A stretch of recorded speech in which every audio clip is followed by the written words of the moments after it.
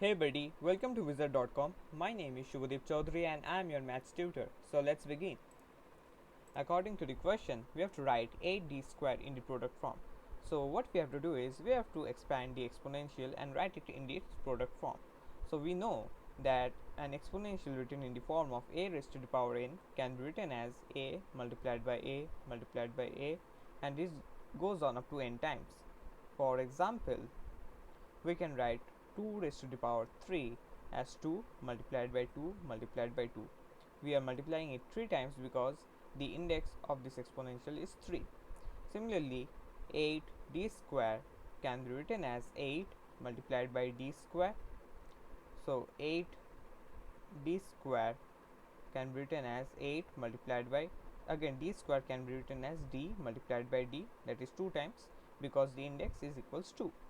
So this will be our final required answer. Hope you got it. Thank you and have a great day.